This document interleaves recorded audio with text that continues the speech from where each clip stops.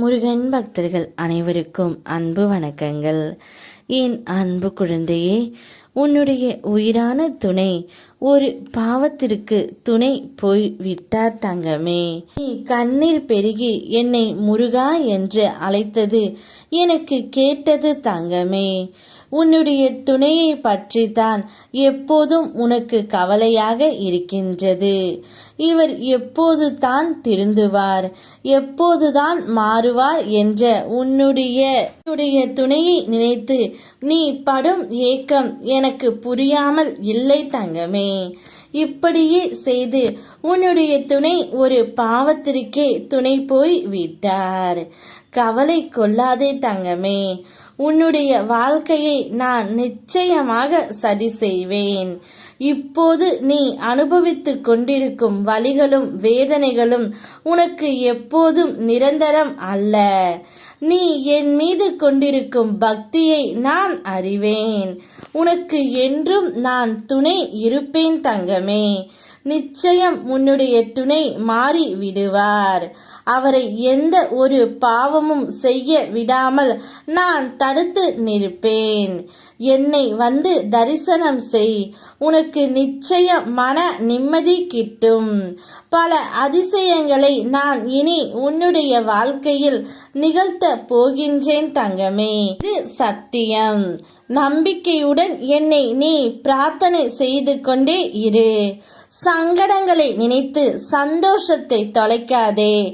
ஏனென்றால் கஷ்டம் என்பது எப்பொழுதும் வந்து கொண்டே தான் இருக்கும். அதை அவ்வப்போது சமாளித்து அந்த கஷ்டத்துடனே வாழ சந்தோஷமாக கற்றுக்கொள் தங்கமே. அனுதினமும் வணங்கும் நான் உன்னோடு இருக்கின்றேன். அனைத்தில் இருந்தும் உன்னை நான் நிச்சயம் காப்பாற்றுவேன். அவ்வளவுதான் உன்னுடைய வாழ்க்கை முடிந்து விட்டது என்று உன்னை சுற்றி உள்ளவர்கள் பயம் முறுத்தினாலும் ஒரு முறை நீ உன் ஆள் மனதை கேட்டுப்பார். உன்னால் முடியும் என்ற ஒரு சிறு நம்பிக்கையை அது உனக்கு கொடுத்தாலும் போதும்.